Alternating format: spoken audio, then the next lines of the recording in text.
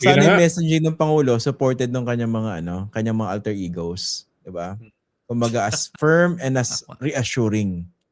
In fairness naman, 'di ba? Very vocal diyan itong si dito, DSWD Secretary Gatchalian. Pero how about the others? Are they singing the same tune? And ganun ba talaga ka-reassuring? Kasi ako ang basic criticism ko rin sa delivery ng Pangulo as always, hindi siya ganun ka-convincing as a speaker. Mukhang hindi nang namana niya doon sa kanyang ama. Tapos nga, 'di ba, if you look at kausap ako kahapon sabi ko bakit naman ganun yung pagsasalita ng Pangulo in front of the camera. Yung camera nasa baba, pataas yung angulo, naka-reflect pa yung tawag dito, yung teleprompter. Tapos may konting bakil-bakil pa. Parang kulang, 'di ba? Hindi kaya constructive criticism po ito, no? Kasi at the same time, meron kang vice presidente na binabanatan ka every step of the way at marami nakikinig. Yeah. Hindi ba? In terms of effective communication, miski gibberish din yung isa, baka mas effective siya as a communicator.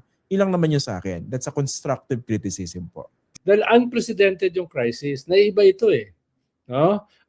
Baka pumunta tayo sa isang, kung lalala ito, tumagal ng isang buwan, magiging existential ito. Yeah, ibig sabihin, kailangan from mitigation to mas hard decisions in terms of medium-term solutions. Kailangan magpakita ka ng counting roadmap. No? Kahit indicative lang para sabihin na parang alam mo yung ginagawa mo. No? Hindi, kasi may binanggit siya dyan parang reassessment, no? Pinaghahandaan for the next 2 months. Okay. So ano bang roadmap yung pinag-uusapan natin dito? This is what we are expecting to happen after 3, after 6 months. Ganun. Yung fiscal space ng gobyerno manipis dahil ang deficit spending siya. No? At mukhang in the immediate at saka medium term, hindi naman tataas ang tax collection. Diba? So anong gagawin mo dyan? No? Eventually, you have to make hard decisions na gagamitin mo yung assets mo. No? Pero hindi mo yan gagawin pag sumabog na yung krisis. Ngayon, simulan mo na.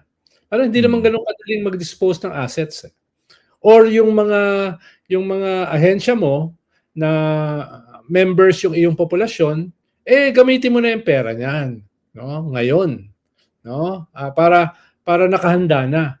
Dahil dapat ito pinaghandaan na natin na matagal pero hindi nga nangyari. So anong gagawin mo ngayon? No? Pag sinabi ng mga cabinet secretary mo, wala namang emergency, wala namang oil crisis, okay lang 'yon as a propaganda. Pero dapat meron na kayong ginagawa, 'di ba? Huwag kayong maniwala sa sarili niyo propaganda na walang oil crisis, walang emergency. So ano yung mga gagawin na yan? Some of this will be hard decisions. At bahagi niyan yung assets, bahagi niyan yung budget, 'di ba? Bahagi niyan itong mga entitlements, itong confidential intelligence fund at other mga calamity funds, no? Huwag mo hintayin yung calamity funds pagdating ng tagulan. Okay naman yun mag-iwan ka ng kaunti ron. Pero yung bahagi niya, at least kalahati, gamitin mo na ngayon. Dahil this is a calamity. No? Kahit hindi sa natural calamity, this is a calamity. So ano yung mga yan? Ilista mo na. Ilista mo na. Tapos lahat kayo mag-level up. Lahat ng agency, magtipid na. Yung sinasabi ni Barry kanina. Ano yung mga titipirin? Ilan na matitipid? Ilalagay ko na yan sa pot. Tapos i-urge mo yung mga big players to shoulder part of the crisis. Hindi yung lahat lang isasampa lang sa mga consumers. Pwede mo namang sabihan yung big players, I can create problems for you. Pwede kong singilin yung mga buwis na hindi binabayaran. Pwede kong etc.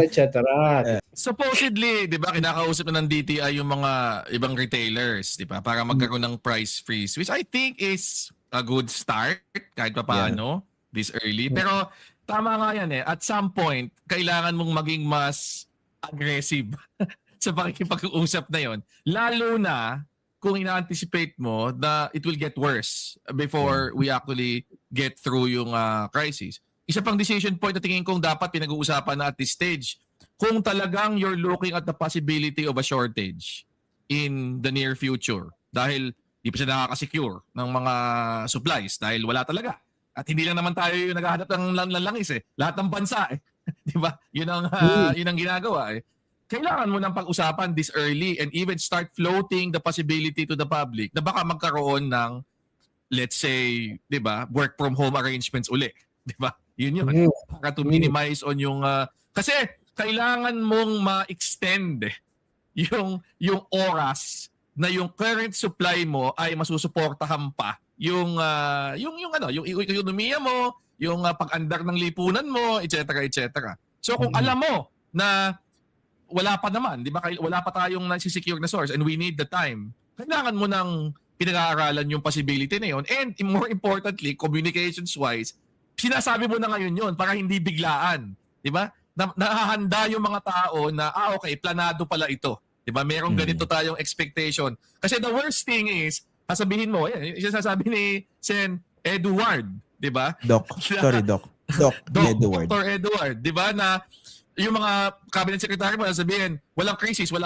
Tapos biglang-bigla hihingi ka ng ano-anong mga sakripisyo dahil biglang nagkaroon ng crisis. Yun yung mali, di ba? Mas mabuti pa na simula pa lang, in-acknowledge mo na kailangan nating pagtulungan to, kayong mag-alala, meron kami ginagawa na ito, 1, 2, 3, ito yung roadmap natin, para lahat aware, lahat invested, and then mas madali ka pa mangumbinse, yung sinasabi kanina na even yung private sector pwede mag-participate to share some of the load kung nakikita na meron naman talagang plano dito. Pero kailangan gawin nyo ng maaga. Habang nandito pa lang tayo sa puntong ito, hindi pwedeng biglaan sa dulo. Yes. Pero halimbawa, si Winnie Monsod may proposal na wealth tax. Kami ni Barry, suportado namin yan dahil sosyalista kami. No? Talaga. Tapos yan, ginagawa na yan sa Europe, sa mga social democratic states, yung wealth tax na yan. Doc, for the record, Doc, sinabi ko kagabi, I support it. Sige. Kahit hindi ka sosyalista, sinusuportahan mo. No? Baka i-recruit ka na namin. No? Pero, ibig sabihin, hindi yan tax sa kinikita. Tax yan dun sa ano yung kayamanan na meron na.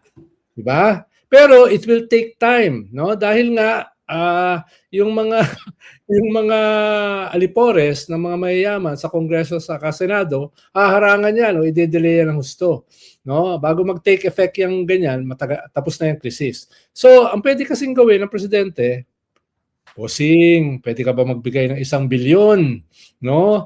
Pwedeng tax deductible yan next year. Wag this year, next year. Pero magbigay ka naman ng 1 bilyon na contribution. O sabihin mo naman yung mga amiga mo, magbigay din sila ng tigpa 500 million. Ipat natin yan.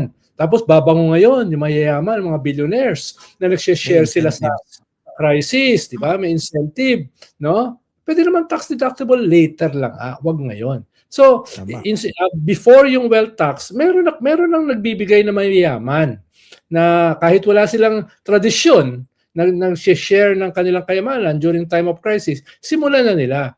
Tapos, maglagay ka ng counting stick. No? Alam mo naman, no? Behind every great wealth is a crime. No? Gusto niyo bang usisain namin yung crime sa inyong yaman? O di ba yung ganun ba? Yung pwede mo namang takutin ng kaunti para magbigay, di ba? So meron kang ngayong pot na disposable, no? Beyond yung pinag-uusapan natin kanina. These things can be done. You have a very powerful presidential system.